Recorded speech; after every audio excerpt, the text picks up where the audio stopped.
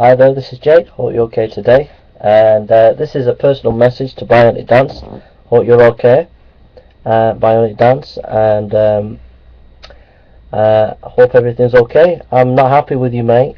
I did send you a video response on Isaiah 53, and you never really sort of engaged with it afterwards. You did a video, and then I did a video to you, but you never responded. Ever since then, I've not been happy with you. I do like you. There is something about you that is quite likable, but I don't like the fact that you didn't get back to me. And not only that, you kind of like pick on people, you know, like do a bit of a pawnage. Like, I don't like that. But hey, never mind. I just want to ask you a question, really, BionicDance, and that's this: is do you agree with No Plum 99? Couple of videos that he's been making about the issue concerning free thought blogs and the sort of politicization of atheism. Richard Carrier and some of the other people on free thought blogs have kind of like seem to be politicizing atheism and saying this is the way atheism must go, and No Plum has turned around and said, well, actually that's not what atheism was all about. Atheism was all about being skeptical from a scientific rationalist point of view, etc. So I just want to ask the question, where do you sit on this issue?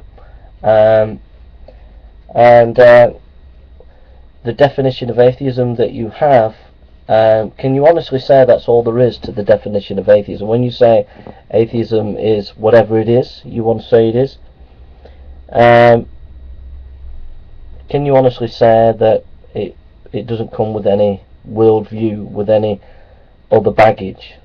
So, for example, today you have, free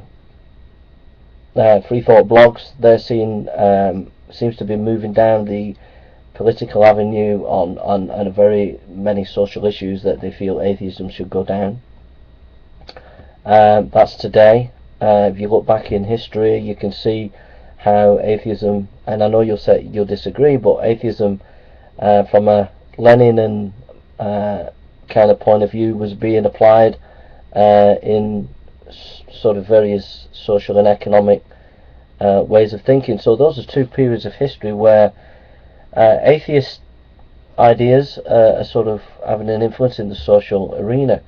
Now, you might say the communist stuff was not about atheism, but it was a materialistic philosophy. It was rooted in, if you read the early history of communism, language that you hear on YouTube by atheists today about being rational, about being scientific, about getting rid of religion, were the kind of similar concepts that the early communists were using that you use. So I think it's very difficult for you to distance yourself and say that the early communists didn't have were influenced by atheism because they went back to Marx, and Karl Marx was influenced by atheism, and the whole early communism was sort of, the main rhetoric was get rid of religion. We disagree with religion. Religion's not rational, etc. Even in political documents, you had things like, as atheists we have to get rid of religion, etc. But the point is that today you see atheism moving forward in social issues, which is a contradiction when you say all atheism is an absence of belief because of lack of evidence.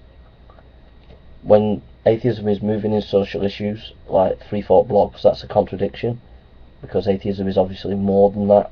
And you see that back in communist time. And you can see it with Fehrenbach, you can see it with Nietzsche, you can see it with Bertrand Russell, you can see it with many thinkers of atheism in the past. Their atheism impacted on a moral and political sphere as well. So the question is, do you agree with No Plum 99's the way he's dealing with the Atheism Plus movement that seems to be moving forward?